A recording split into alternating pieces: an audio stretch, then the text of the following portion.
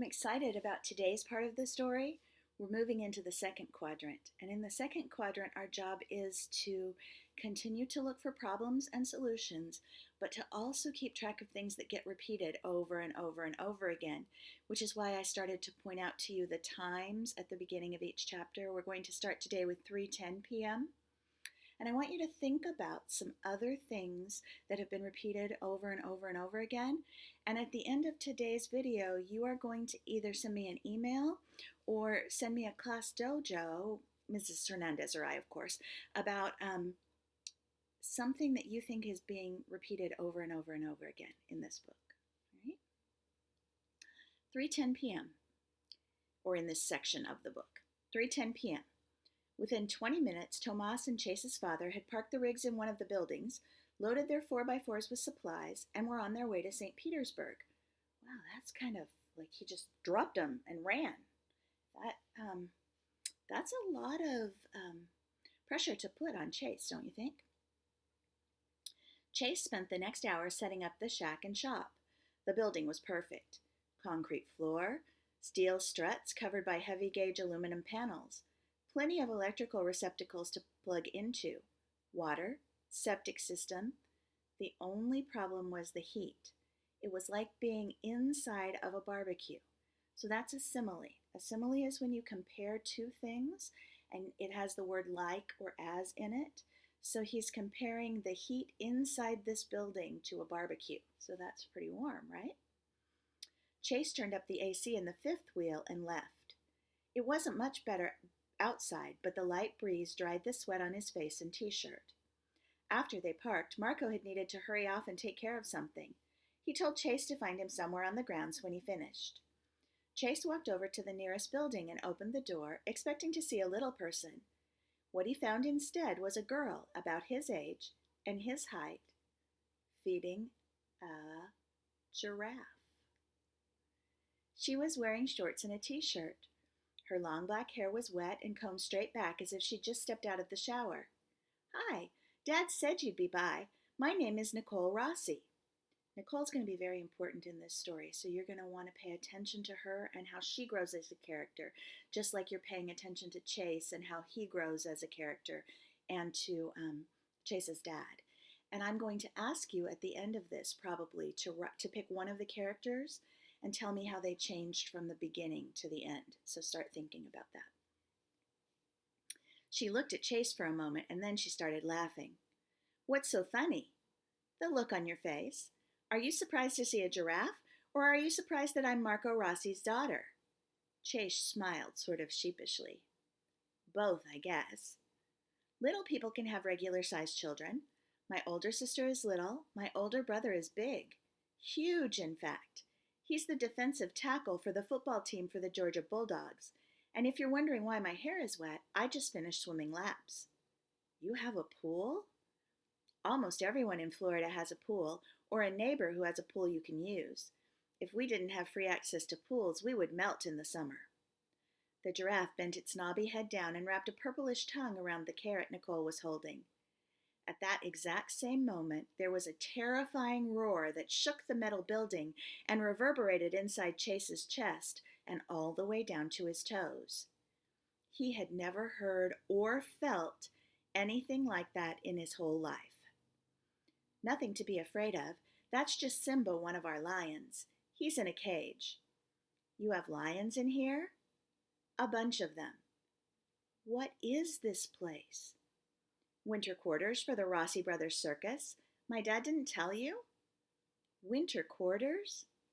You don't know anything about circuses, you don't know much about circuses." "I don't know anything about circuses," Chase said. "Circuses are seasonal, especially for tent shows like ours. Seasonal means they only happen certain times during the year, like swimming pools are often open seasonally, parks and campgrounds are often open seasonally. We can't put up the big top or get where we're going if it's snowing. We need a place to keep the animals during the winter. The whole show should be back here by now, but we picked up a couple of extra months in Mexico. It's just as well because of the storm. Arturo and our winter quarters crew are hauling the animals south of the border." "But not the giraffe?" "Gertrude, Nicole said. She'd stand over 20 feet on a boy semi-trailer. She's too tall to fit under the overpasses along the freeway. She was only on the show for a couple of years when she was a baby. Now she's a full-time resident here. Like you and your dad? Right. Somebody has to be here to take care of the surplus animals and run the farm. And I have school. My mother and sister are on the road with the show, along with my 2 uncles. Sometimes we catch up with the show for a few days during the summer if I have a swim meet close by.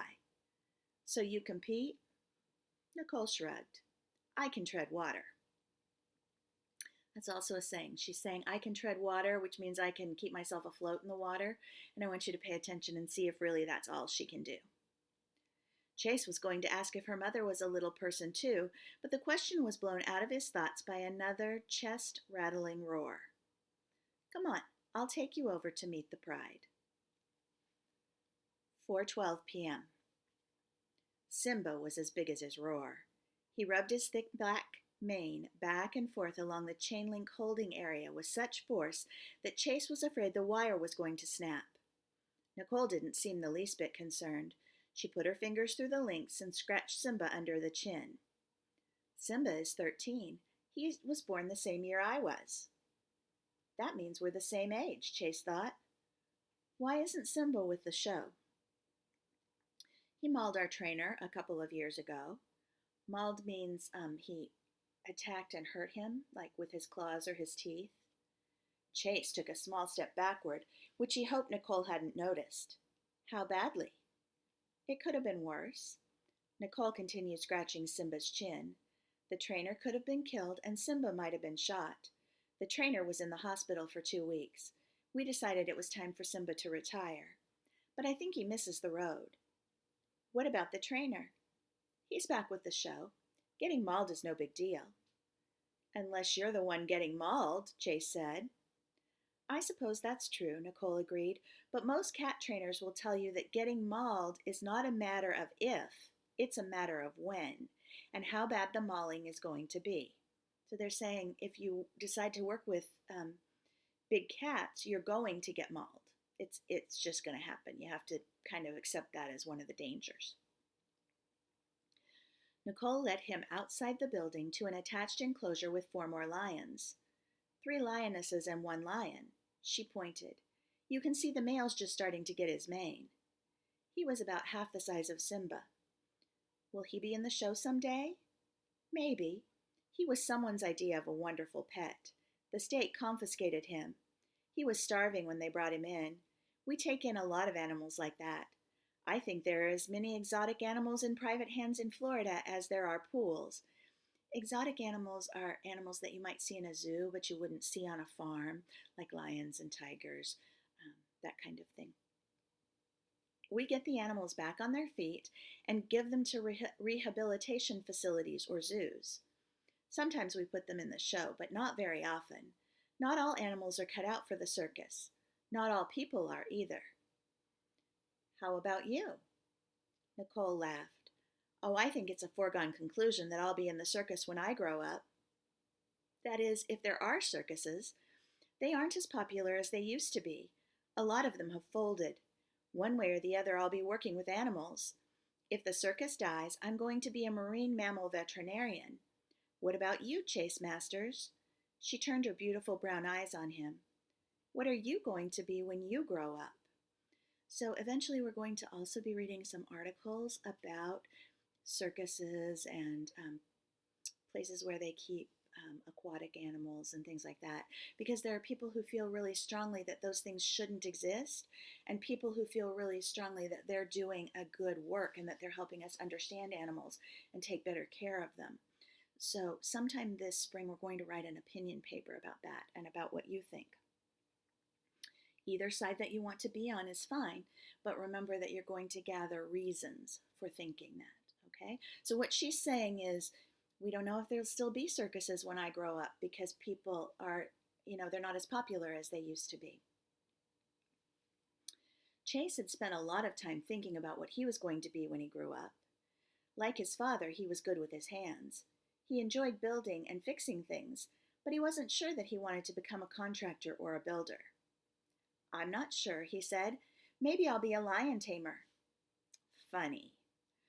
Why isn't Simba out here with the other lions? He doesn't get along with them, so we alternate them, him outside by himself every other day. Nicole led Chase over to another building. Inside was a leopard named Hector. That's an odd name, Chase said. He's an odd cat. We didn't name him. He was confiscated, which means the police took him, from a drug runner. Hector was a third of Simba's size, but for some reason he looked a lot more lethal. Lethal is another word for deadly. He paced back and forth restlessly.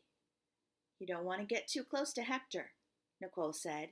He's very aggressive and fast as lightning. I'm surprised the drug runner who owned him lived long enough to get arrested. Well, what are you going to do with him? He's not going in the show, that's for sure. Dad has a couple of zoos that are interested. He'll be leaving the farm soon, but that won't be soon enough for me. Old Hector is as bright as he is fast. Getting him into the holding area so we can clean his cage is a major ordeal. About half the time he gets in and out of the holding area with the meat that we bait him in with before we can even close the door. He figured out that he could get a double portion of meat that way on his first day here. He doesn't look fat, Chase said. He's not. He burns calories pacing and lunging at us when we get within range of his claws. In the cage next to Hector's, an ancient brown bear slept curled in the corner. Across from the cages were 2 large stalls. 3 zebras stood together in one, and the other held 4 ostriches. At the far end of the building was an indoor-outdoor aviary, which is a place they keep birds, filled with colorful parrots. As strange and wonderful as the animals were, the thing that was beginning to interest Chase the most was his tour guide. He was looking forward to staying on the farm, learning about circuses and Nicole. Do you let people come up here to see the animals? He asked. Friends, she said, but we try and keep a low profile. We're not really set up for visitors.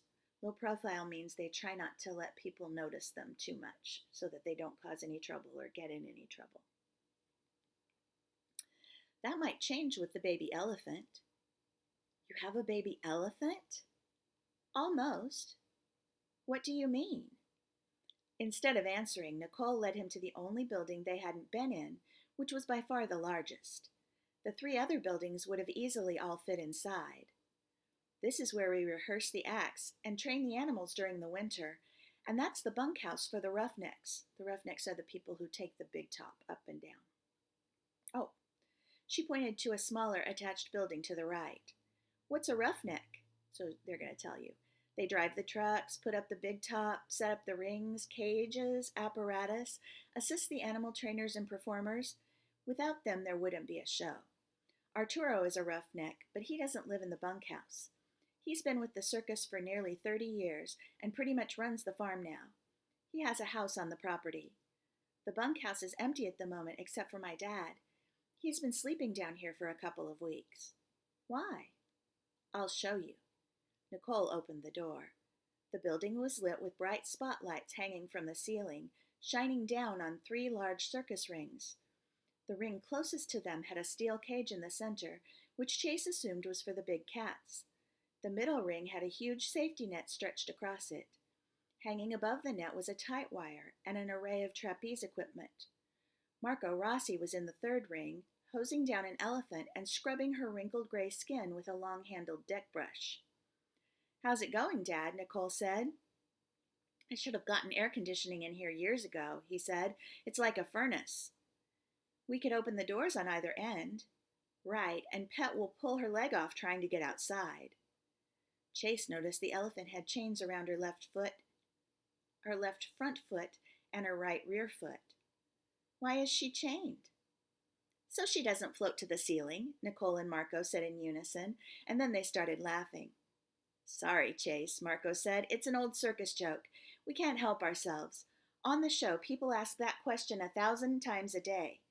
Elephants are chained to a picket line so they don't run off or whack somebody. He handed the hose and brush to Nicole and stepped out of the ring. In the case of Pet here, we have her chained up so she doesn't dismantle the building. We don't have an elephant-proof building on the farm. The elephants we use on our show winter in Texas. Our elephant guy has a really good setup down there, and Pet would be there right now, but she's 22 months pregnant, and we didn't want to risk trucking her to that farm so close to term. Elephant births in captivity are rare. We've never had one in the 100 years our circus has been on the road. So, as you might imagine, we're pretty excited. Okay, so they just said she's 22 months pregnant. It takes elephants a long time to have a baby. To put it in perspective, people are about 9 months. Okay, so think about 9 times what is going to get you the closest to 22. We're nervous too, Nicole said, shooting a stream of water into Pet's open mouth. I'll admit it, Marco said. I'm nervous. What if something goes wrong? Our vet doesn't know anything about elephant births. Not many vets do, Nicole said. There's a doc on the West Coast who's seen dozens of elephants born. I've been on the phone with him every day, offering him a fortune to fly out here to supervise the birth, but he told me it would be a waste of money. He told me that Pet will have the calf when she has it. She'll take care of it, or she won't. It'll be healthy, or it'll be unhealthy. It won't matter if he's here or not. He'll come out after the birth if there's a problem. When's the baby due? Any time now. We're not exactly sure. We're not exactly sure when she was bred. As elephants go, Pet's pretty steady, but the past few days she's been acting up. She can't seem to get comfortable when she lies down. She's off her feed. That means she doesn't really want to eat. And yesterday she took a poke at me with her trunk for no good reason. That's really out of character for her. Normally she's the most easygoing elephant I've ever been around. Nicole turned the hose off, wound it out of Pet's reach, and joined them. Your grandmother is looking for you, Marco said. She said something about you not finishing your laps. I finished most of them, Nicole said. I came down to help. You can't take care of everything here, especially with an elephant calf on its way. I managed to take care of the farm long before you were born, Marco reminded her. Your grandmother also said she needs help with her boxes and mentioned something about a sweet potato pie. Nicole smiled. I'll go. Take Chase with you. She's probably already mad at you for not taking him to the house to introduce him. You didn't take him up there either, Nicole teased. I have pachyderm problems. What's your excuse? Pachyderm is another name for elephant.